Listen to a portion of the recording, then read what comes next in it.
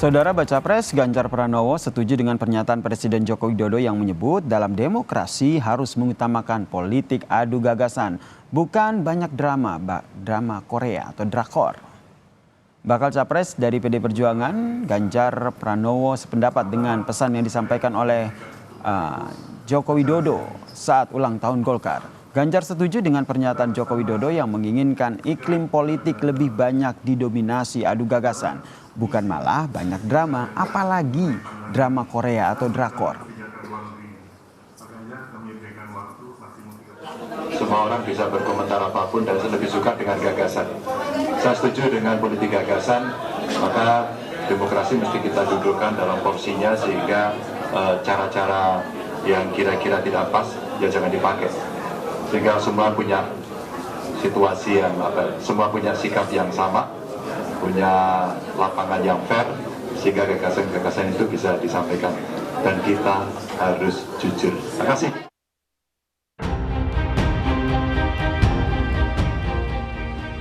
Terlalu banyak dramanya, terlalu banyak drakornya, terlalu banyak sinetronnya.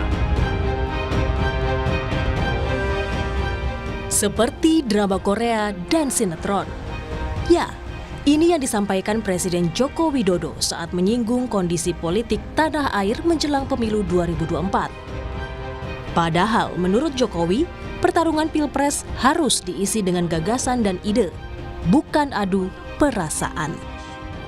Karena saya melihat akhir-akhir ini yang kita lihat adalah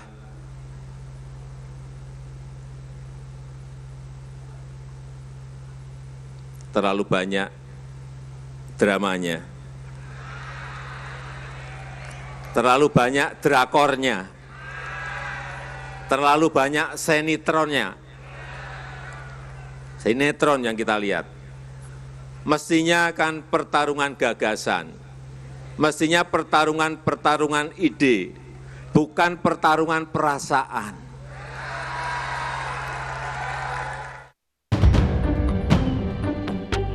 Jokowi menyampaikan hal itu dalam sambutannya di hari ulang tahun ke-59 Partai Golkar di kantor DPP Golkar. Partai berlogo pohon beringin inilah yang pertama kalinya mengusung putra sulung Jokowi, Gibran Rakabuming Raka, untuk jadi cawapres Prabowo Subianto. Padahal saat itu, Gibran masih tercatat sebagai kader PDIP. Hingga saat ini pun status keanggotaan Gibran di PDIP masih jadi tanda tanya. Lantas, siapa yang disinggung Joko Widodo soal politik bak drama Korea ini? Tim Liputan, Kompas TV.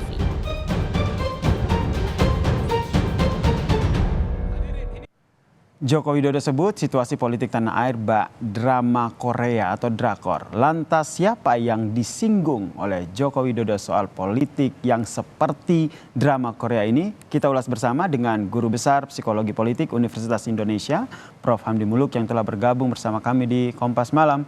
Salam sehat, Prof. Salam sehat, Yasir. Jadi menurut Prof, siapa ini yang disindir terkait dengan politik tanah air bak drama? Saya kira ini lebih baik direfleksi buat kita semua lah. Bahwa saya bukannya pesimis ya, berharap misalnya bahwa politik yang bukan dramaturgi itu berarti kan sebenarnya substansinya nggak begitu penting gitu loh.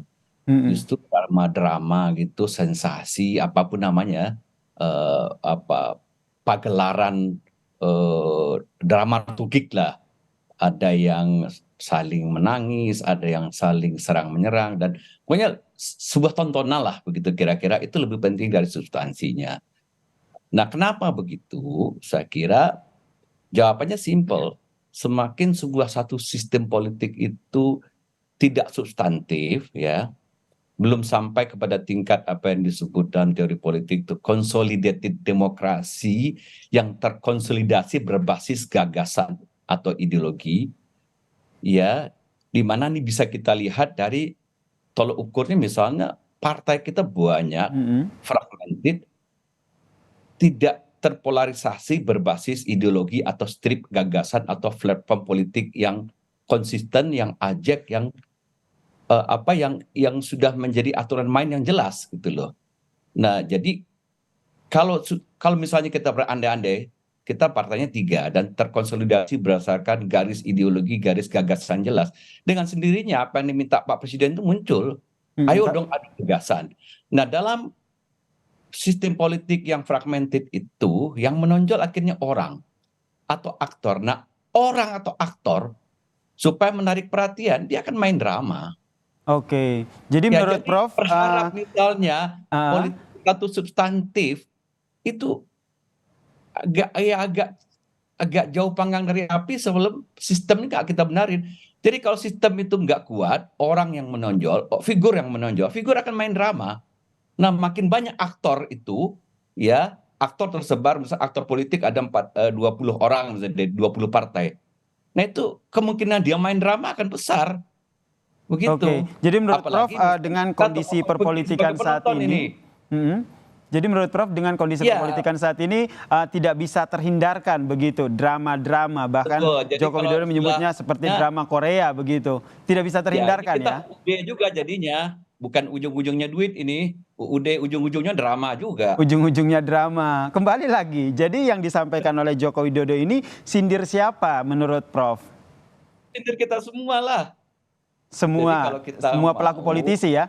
tobat dari sistem kita benahi gitu loh, mulai dari konsolidasi dulu partai-partai, dibikin dulu menjadi lebih terkonsolidasi berbasis gagasan.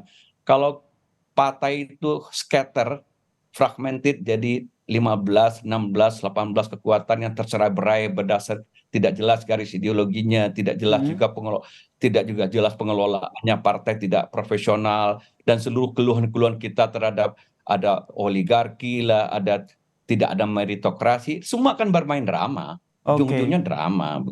Semua politisi ataupun yang terlibat dalam pemilu ini, tanah air ini pasti akan ambil bagian dalam drama. Tapi menurut Prof sendiri, kalau berbicara soal drama atau disebutnya oleh Joko Widodo drama Korea, tentu ada sutradara nih. Nah, yang mengatur semua drama ini.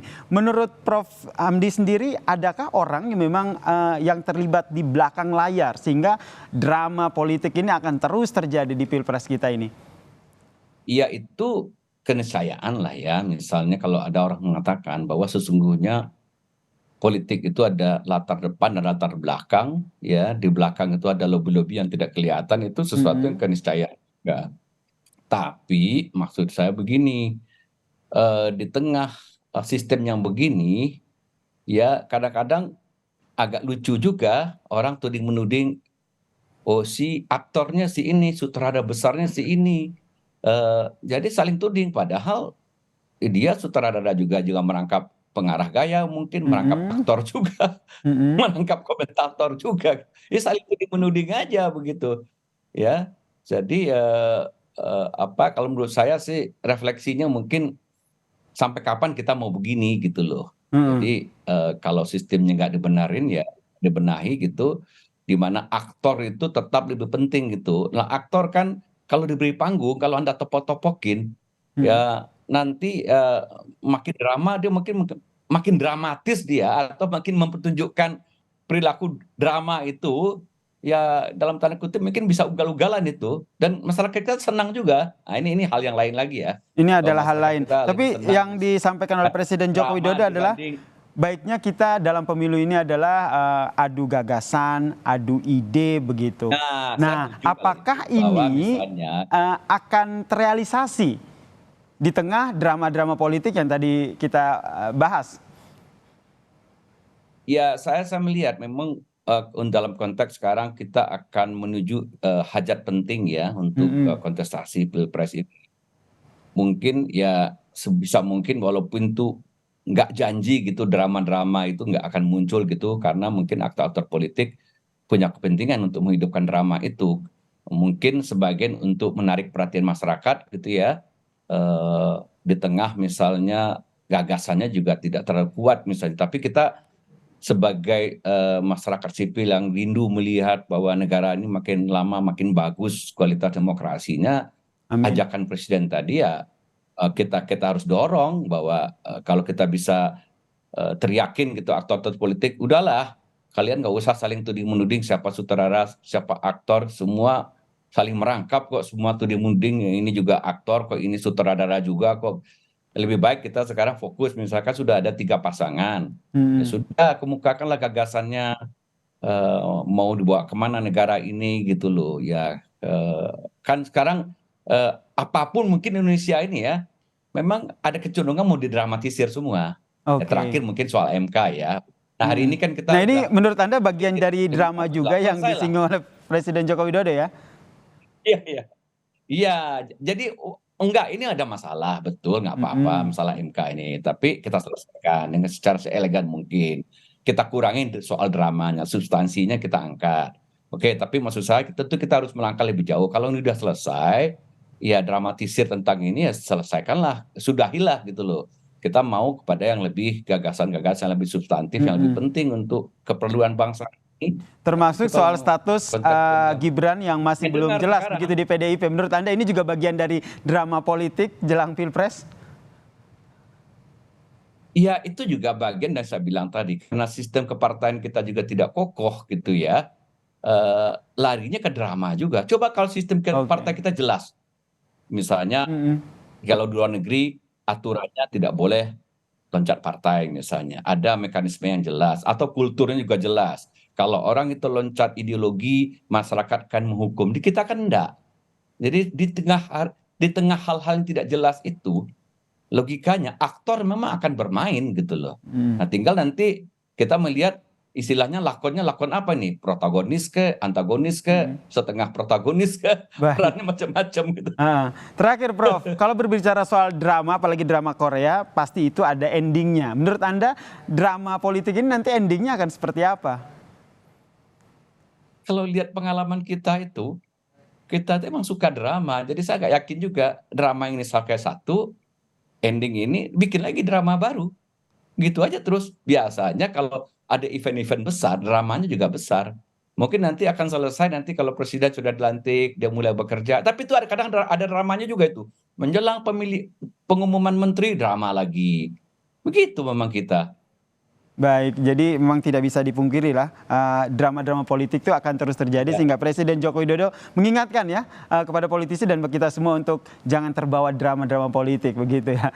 Kita nantikan ya seperti apa dinamika politik yang terjadi ke depannya. Terima kasih Prof. Hamdi Muluk telah bergabung bersama kami di Kompas Malam. Salam sehat Prof.